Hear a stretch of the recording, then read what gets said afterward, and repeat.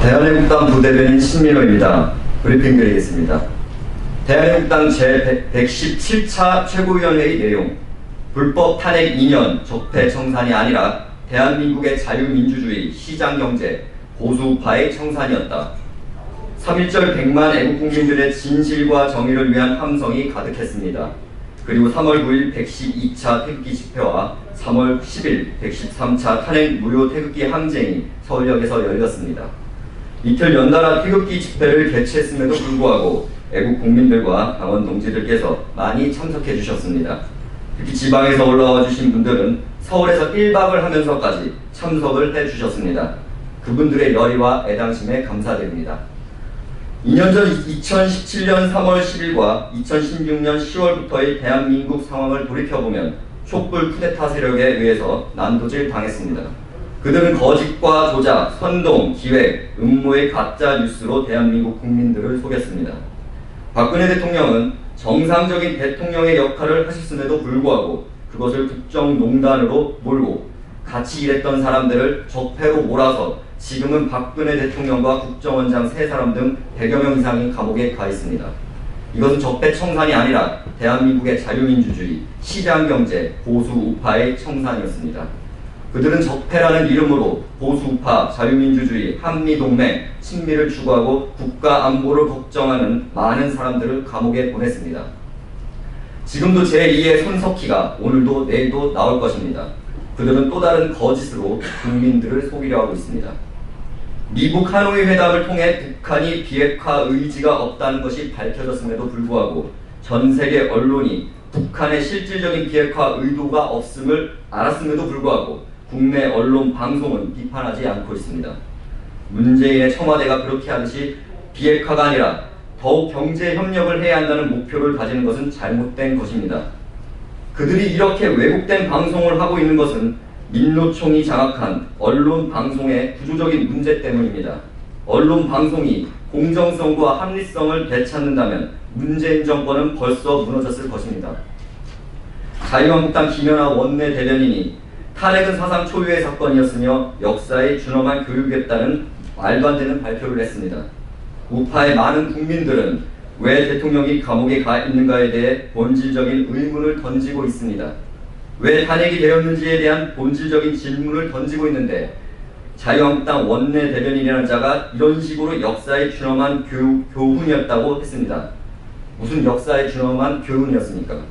민주주의, 사회주의 혁명 분자들의 교훈이었습니까? 이것은 자유한국당 대변인의 목소리가 아닙니다. 대변인이라는 것은 자유한국당의 대표를 대변하는 것입니다.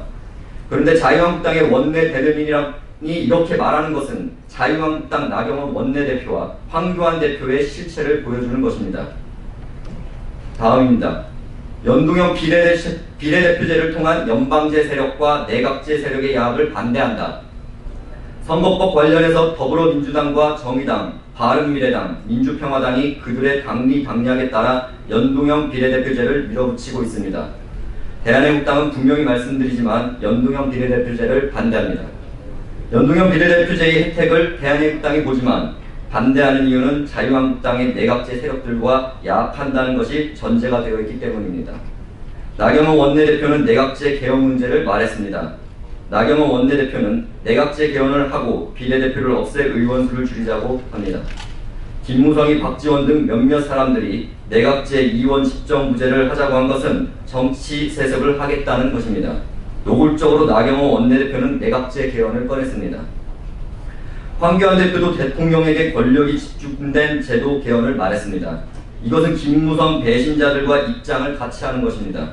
그들은 결국 황교안, 김무성이 손을 잡고 21대 총선에서 다수당을 차지하면 내각제를 하겠다는 것입니다.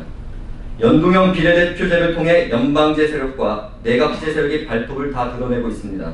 이것은 나라를 망하게 하는 야합입니다. 이것에 대해서 대한민국당은 분명한 반대의 입장을 밝힙니다. 대한민국당에 유리하지만 대한민국에 유리하지 않으며 진실과 정의를 덮고 야합해서 박근혜 대통령을 묻어버리고 연방제 세력과 야합하겠다는 것은 용서할 수가 없습니다. 대한민국당은 그러한 야합 세력과 함께할 수가 없습니다.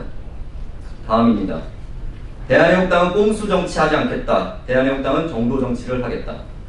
국회 안에서 공수처 문제 등을 말하고 있습니다. 나경원 원내대표의 말을 다시 한 번 더 말씀드리면 내각제 개헌 없이는 연동형 비례대표제에 동의할 수 없다며 내각제 개헌과 연동형 비례대표제를 동시에 추진해야 한다는 막말을 하고 있습니다. 보수우파 국민이 언제 나경원에게 내각제하라고 했습니까? 의총에서 한 번도 거치지 않은 말이라고 해서 내각제를 반대하는 사람이 있음에도 불구하고 내각제 개헌과 연동형 비례대표제를 동시에 추진해야 한다는 막말을 하고 있습니다. 원내대표가, 그것도 친박이 만들었다는 원내대표가 이러한 말을 한 것은 결국 나경원 의원과 탄핵 찬성파에 불과하다는 것을 의미합니다. 우리는 탄핵 찬반의 문제를 명확하게 봐야 하는 것입니다. 탄핵 찬성파의 한계가 이것입니다. 겉으로는 박근혜 대통령 사면을 말하면서 문재인 좌파 독재 정권의 잘못된 정책에 대해 반대를 한 척하며 뒤로는 내각제 비리를 하고 있습니다. 이러한 세력이 어떻게 보수 우파를 대변하는 정당이라고 할 수 있습니까? 대한민국당은 꼼수 정치하지 않겠습니다. 정도로 나아가겠습니다. 국민들이 아니라고 하면 아닌 것입니다. 국민들이 바라는 정도의 정치를 하겠습니다. 그래야 보수 우파 정당이 바뀔 수 있습니다. 새로운 우파 정당은 꼼수의 정치가 아니라 국민을 받드는 정치가 되어야 합니다.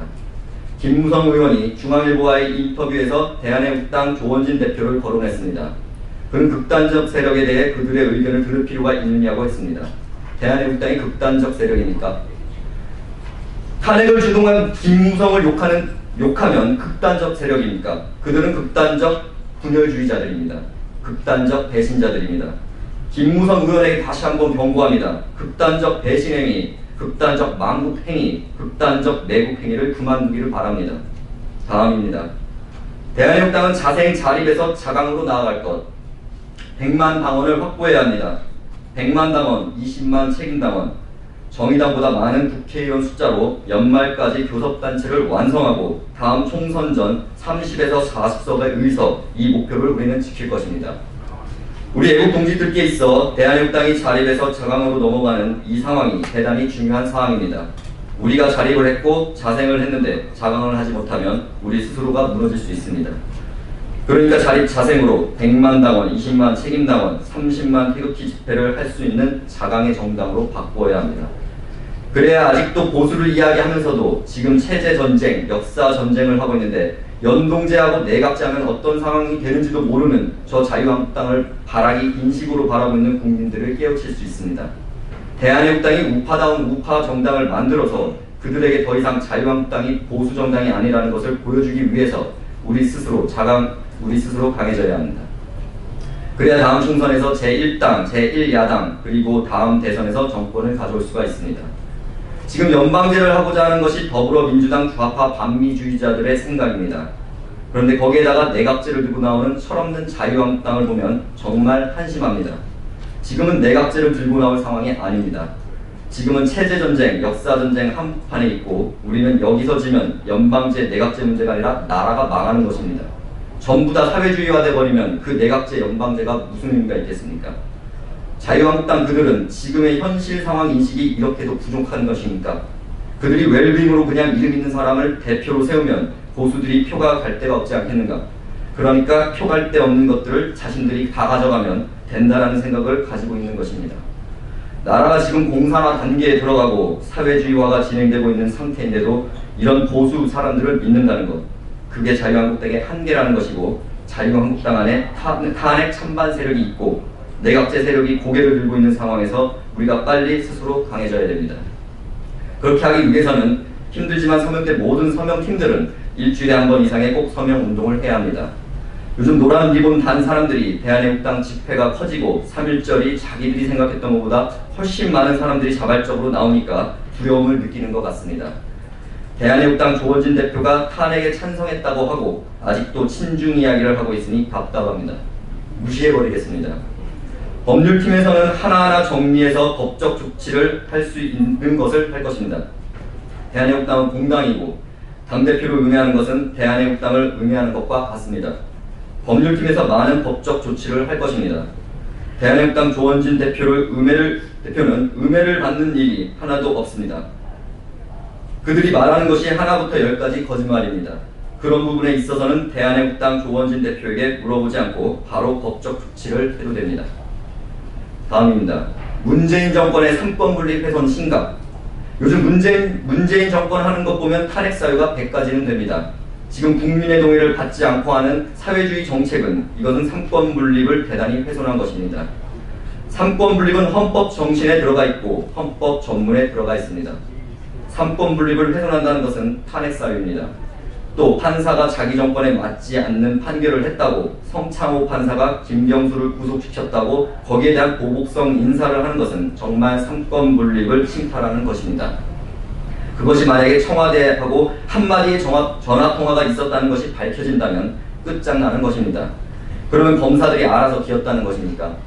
그래서 트럼프 대통령한테 문재인 씨가 급하게 요구하고 미국 회담하기 전에 우리가 모든 경협 자금 책임지겠다. 이것은 국회를 완전히 무시해버린 3권 분립을 훼손한 것입니다. 3권 분립은 국회를 통과해야 하는데 문재인 씨는 무슨 권한으로 몇백조 되는 돈을 주겠다고 트럼프와 약속을 하는 것입니까? 그것이야말로 헌법을 수호할 의지가 없는 것입니다. 국민들께서는 이제 아셔야 합니다. 대통령이라고 해서 국가의 돈을 마음대로 쓰는 것이 아닙니다. 국가의 예산은 국회의 심의를 거쳐야 하고 국회에서 통과가 되어야 합니다. 경협자금 몇백조를 자기 마음대로 쓰는 것이 아닙니다. 그렇게 할 수가 없는 것입니다. 그 돈이 특히 한국 전체 1년 예산의 반 정도가 되는 돈을 마음대로 약속해도 되는 것입니까? 그것은 구멍가게 사장도 그렇게 하지 않을 것입니다. 구멍가게 사장도 물어보지 않습니까? 돈을 빌려줘야 되는데 빌려줘도 되는지를 직원들에게 물어보고 가족들에게 물어보지 않습니까? 이것은 도대체 상상할 수 없는 일들을 하고 있는데 언론들이 정말 해도 너무하는 것입니다. 이것은 대단한 3권 분립의 훼손 문제인데 언론은 조용합니다. 이제 그냥 넘어가면 안 됩니다. 3월 1일 날 그 집회의 인원을 600명이 왔다고 하는 기자가 있습니다. 그 기자를 좌파 신문이라고 그냥 넘어가면 되겠습니까? 좌파들은 만약에 보수신문이 그렇게 싫었다고 하면 총공격을 하고 난리가 나지 않습니까? 우리는 언론을 제소하던 그 기자 전화번호를 공개해서 항의를 해야 하지 않습니까? 우리가 언론 기자들이 그렇게 제2의, 제3의, 제4의 손석희를 만드는 것입니다. 대한애국당이 그렇게 해서야 되겠습니까? 그런 기사가 가만히 버젓하게 돌아다니고 많이 해서 2,000명 왔다고 하는 것입니까? 그런 기자는 명단을 뽑아서 전화번호를 공개하고 대대적으로 그 기자들을 언론중재위에 넘기고 해야 합니다. 그것을 그냥 넘어간다면 대한애국당을 얼마나 우습게 보겠습니까? 태극기 집회를 안 싣는 것을 넘어 경찰들이 비공식적으로 이번에 대한애국당 집회에 한 35만 명 왔다고 얘기를 하는데 600명이 기사가 나왔는데 조용하게 있어야 되는 것입니까? 우리 애국 국민들이 그런 것이 있으면 민원실로 보내주시기 바랍니다. 그 기자 이름, 날짜까지 해서 보내주시기 바랍니다. 이제는 그런 기자는 용서하지 않습니다. 우리가 박근혜 대통령 마녀 사냥했던 패널들을 용서하지 않겠다고 했습니다. 패널들을 용서하지 않는다고 하니까 함부로 말 못하지 않습니까? 법적 조치 당할까봐 겁내는 것 아닙니까? 기자들도 마찬가지입니다. 그런 말도 안 되는 기사를 싣고 있는 기자의 양심도 없는 그런 기자를 대우해줄 필요가 없는 것입니다. 기자를 찾아내서 언론중재위에 고발하고 법적 조치할 것입니다. 우리를 1인의 원내 정당이라고 말은 하지만 결국 당세는 커지게 되고 우리 애국당 인식 변화도 소위 말하는 반문연대 세력들 또 우리 대한애국당의 반대 입장을 가지고 있는 세력들 우리가 커지면 배가 아픈 사람들이 있는 것 같습니다. 어제 홍문종 의원이 대단히 중요한 말씀을 하셨습니다. 대한애국당 조원진 대표가 지난번에 두 사람한테만 박근혜 대통령께서 메시지를 주었다고 했습니다. 그 두 사람이 홍문종 의원이고 조원진 대표입니다. 이제 태극기도 명확하게 갈라져야 합니다. 많은 태극기 세력이 있는데 김무성 대통령 만들자고는 세력도 태극기를 듭니다. 또 하나 세력은 박근혜 대통령을 덮고 반문연대를 통해서 문재인 정권만 몰아내고 박근혜 대통령이 감옥에 있던지 거론하지 말라는 세력도 있습니다. 또 세 번째는 박근혜 대통령을 이야기는 하는데 자유한국당을 중심으로 해야 되는 것 아니냐는 말을 하는데 어제 자유한국당은 내각제를 이야기하고 있고 황교안 자유한국당 대표는 대통령 권한이 세다고 개헌 이야기를 하고 있습니다. 정신이 없어 보입니다. 이 판이 어떤 판인 줄 모르고 그냥 움직이고 있습니다. 우리가 20명이 있다면 자유한국당이 저렇게 하겠습니까? 국민들이 자유한국당을 몇 %나 지지하겠습니까? 5%나 지지하겠습니까? 태극기라고 해서 다 같은 태극기가 아닙니다. 김무성 대통령 만들겠다고 하는 태극기와 어떻게 연대를 합니까? 박근혜 대통령 묻어버리고 그냥 우리가 반문연대하자고 하는 세력들과 어떻게 연대를 하겠습니까? 연대가 중요하지만 각자의 자리에서 각자의 세를 많이 모으십시오. 역사는 정의의 편이지 불의의 편이 아닙니다. 역사는 진실, 정의를 추구하는 사람의 편입니다. 대한민국의 70년 역사에서 자유민주주의를 추구했던 역사가 아닙니까? 그것이 우파의 역사입니다. 그럼 우파는 우파의 가치 역사를 지켜야 되는 것입니다. 그게 큰 흐름입니다.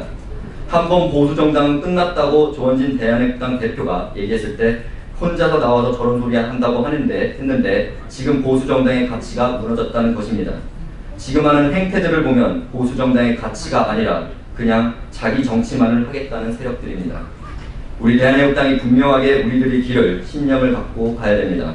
2019년 3월 11일 대한민국당 대변인실이었습니다.